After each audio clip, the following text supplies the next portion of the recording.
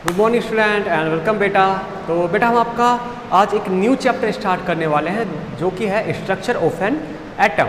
मतलब कि एक एटम की स्ट्रक्चर कैसे होती है। एटम का नाम आपने पहले थर्ड चैप्टर में सुन लिया होगा और उसके बारे में हमने काफ़ी सारी चीज़ें बता दी कि आपको कि एटम्स असल में कहाँ से आया था और इसका नाम किस तरह पड़ा था। अच्छा, अब हमको खाली इसकी इसमें स्ट्रक्चर देख ली जो चैप्टर है कि उसके अंदर क्या क्या होता है। और जैसे कि हमने थर्ड चैप्टर में ये पता चला था कि एटम एक इंडिविजिबल मतलब कि एक ऐसा पार्टिकल है जिसको भी आप आगे डिवाइड फर्दर नहीं कर सकते। ठीक है, ये हमको चैप्टर थर्ड तक पता चला था, लेकिन आप चैप्टर 4 में आ चुके हैं और अब आपको पता चलेगा इसके बारे में काफ़ी चीज़ें, जैसे कि एटम को भी डिवाइड किया जा सकता है और वो किया भी जा चुका है। ठीक है, अच्छा तो एटम्स क्या होते हैं, जैसे कि आपको बताया था कि आप जो भी आप मैटर्स देखते हो उनके फंडामेंटल पार्टिकल्स है। फंडामेंटल मतलब छोटा सा छोटा पार्टिकल जिससे मिलके वो बने हुए हैं कि अल्टीमेटली ये पार्टिकल है जिससे मिलके वो बने हुए हैं। तो आपको डिफरेंट टाइप के मैटर क्यों दिखाई देते हैं, क्योंकि नेचर में डिफरेंट टाइप के एटम्स होते हैं। उन डिफरेंट टाइप के एटम्स के मिलने से डिफरेंट टाइप के कंपाउंड बनते हैं और वही आपका अलग अलग टाइप के मैटर जो होते हैं वो फॉर्म करते हैं। जैसे आप देखते हो डिफरेंट टाइप की स्मेल होती है, डिफरेंट टाइप ऑफ कलर्स होते हैं, उनका टेस्ट डिफरेंट टाइप होता है, किसी किसी की शेप अलग होती है, किसी की प्रॉपर्टीज़ अलग होती हैं। ये जो भी आप चीज़ें इतनी सारी अलग अलग टाइप की डिफरेंट टाइप की चीज़ें आप डेली लाइफ में जो देखते हो वो असल में इन एटम्स का ही रिजल्ट है। इन एटम्स की वजह से ही ये सारी चीज़ें हो पा रही है। ठीक है, आज के डेट में करीब हमने 118 यानी कि 118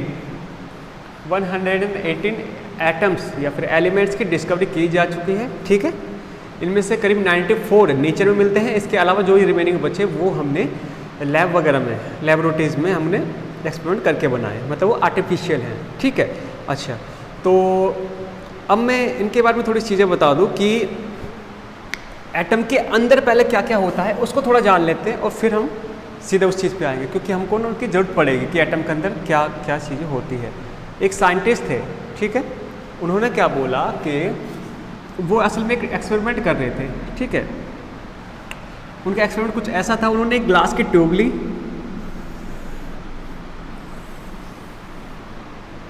और इसमें अंदर एक प्लेट लगा दी मेटल की और इसको कनेक्ट कर दिया बाहर। इस प्लेट को कनेक्ट कर दिया उन्होंने पॉजिटिव के पॉजिटिव टर्मिनल से, बैटरी के पॉजिटिव टर्मिनल से।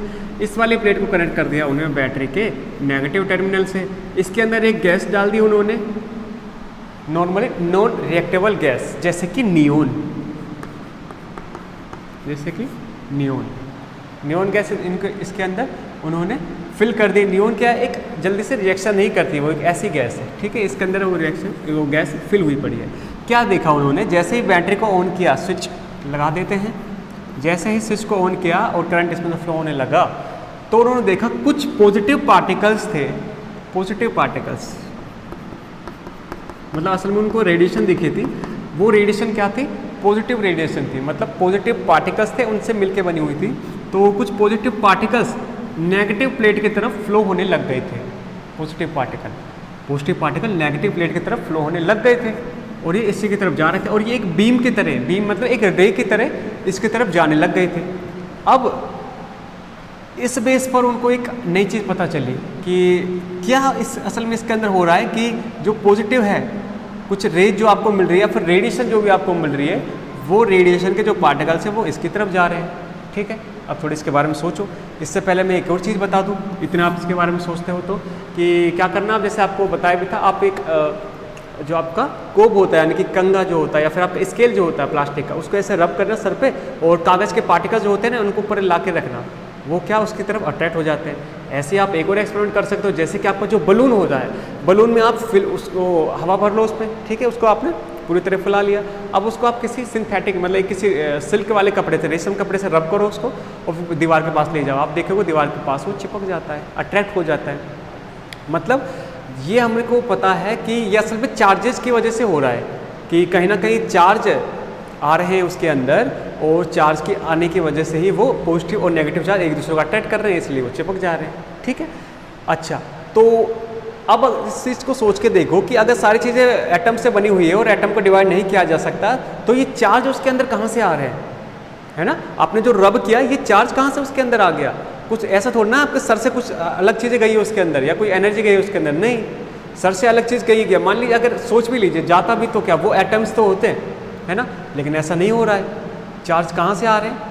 ये चीज़ अपने को सोचने में मजबूर करती है कि कहीं ना कुछ एटम के अंदर ही ऐसी कोई चीज़ है जो कि उसके अंदर चार्ज को प्रोड्यूस कर रही है, ठीक है। एटम के अंदर ही कुछ ऐसे सब एटॉमिक पार्टिकल होंगे जो कि चार्ज जिनके ऊपर चार्ज होगा, और उन्हीं चार्जेस की वजह से ये जो आप चीज़ें देख रहे हो, अट्रैक्ट हो रहा है बलून, ये स्केल अट्रैक्ट कर रहा है कागज़ के पीस को, ये चीज़ें हो पा रही हैं, ठीक है। तो अब कुछ साइंटिस्ट मानने लगेगी थे कि एटम भी किसी न किसी चीज़ से मिलकर बना हुआ है, और उन्होंने उनको सब एटॉमिक पार्टिकल कहा। सब एटॉमिक पार्टिकल जो ऐसे पार्टिकल जो कि एटम के अंदर मिलते हैं, ठीक है, एटम के अंदर मिलते हैं, उनको बोलते हैं सब एटॉमिक पार्टिकल्स, ठीक है। अच्छा, अब हम आ जाते हैं वापस इस एक्सपेरिमेंट पर।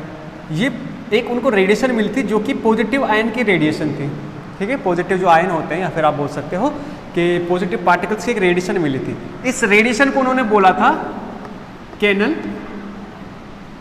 रेज। इस रेडिएशन को बोला था canal rays. The radiation of positive charge particle is called canal rays, ठीक है। अब इससे अपने को पता चला था कि एटम के अंदर कहीं ना कहीं एक पार्टिकल है और उसके ऊपर प्लस चार्ज रहता है, क्योंकि ये जो प्लस पॉजिटिव चार्ज थे ये नेगेटिव की तरफ अट्रैक्ट हो रहे थे। ये वाली नेगेटिव है ना, ये देखो नेगेटिव से कनेक्ट है, तो ये नेगेटिव। तो अपने को पता चला था कि एटम के अंदर कुछ ऐसे पार्टिकल होते हैं जिनके ऊपर पॉजिटिव चार्ज होता है, उनको उन्होंने नाम दिया प्रोटॉन, ठीक है। अब हम बोल सकते हैं कि प्रोटॉन एक सब एटॉमिक पार्टिकल है और उसके ऊपर पॉजिटिव चार्ज होता है। इन्हीं के साथ साथ एक और साइंटिस्ट थे इन्हीं के आसपास के टाइम में, और उनका नाम था जे थॉमसन। जे थॉमसन भी एक काम कर रहे थे। जे थॉमसन ने भी कुछ एक्सपेरिमेंट किए, और उस एक्सपेरिमेंट के बेस पर उन्होंने एक नई चीज़ पता लगाई। उनको पता चला कि एटम के अंदर प्रोटॉन तो होते हैं, ठीक है, मान लिया, लेकिन एटम के अंदर एक ऐसा भी पार्टिकल होता है जिसके ऊपर नेगेटिव चार्ज होता है, नेगेटिव चार्ज, उसको उन्होंने नाम दिया था इलेक्ट्रॉन। इलेक्ट्रॉन को दिखाते हैं इस तरह साइन से, ठीक है, इस साइन से दिखाते हैं। तो अब आपको दो चीज़ें पता लग गई है कि एटम के अंदर एक पॉजिटिव चार्ज पार्टिकल होता है जिसको आप बोलते हो प्रोटॉन, और एटम के अंदर एक और नेगेटिव चार्ज पार्टिकल होता है जिसको आप बोलते हो इलेक्ट्रॉन। इन दोनों के ऊपर सेम चार्ज होता है, इसके ऊपर +1, इसके ऊपर -1। चार्ज सेम होने का मतलब चार्ज का जो मैग्नीट्यूड होता है, जो क्वांटिटी होती है वो सेम होती है, ठीक है। इन दोनों के ऊपर चार्ज सेम होता है, ठीक है, लेकिन एक डिफरेंस होता है इनके मास में। इलेक्ट्रॉन का मास, प्रोटॉन का मास, ठीक है। इलेक्ट्रॉन का जो मास होता है उसका करीब 8,000 या फिर 8,000 नहीं 7,000। इलेक्ट्रॉन का जो भी मास होता है ना, इलेक्ट्रॉन का जो मास, उसको आप 7,000 से मल्टीप्लाई कर लो, और मल्टीप्लाई करने के बाद जो मास आएगा वो करीब मास रहेगा एक प्रोटॉन का। आपके बुक में 2,000 लिखा हुआ है, लेकिन जो असल में जो डिस्कवरी बोलती है वो करीब 7,000 बोलती है, ठीक है। अच्छा, तो आप चलिए बुक के हिसाब से चलिए 2,000 लिख लीजिए। अगर इलेक्ट्रॉन का मास का आप 2,000 यानी कि 2,000 गुना मास जो आएगा वो रहेगा एक प्रोटॉन का मास। मतलब कि प्रोटॉन का मास कंपैरेटिवली बहुत ज़्यादा होता है इलेक्ट्रॉन के कंपैरिजन में। इलेक्ट्रॉन का मास इतना कम होता है कि हम उसको नेगलेक्ट ही कर देते हैं, मानते ही नहीं, ठीक है।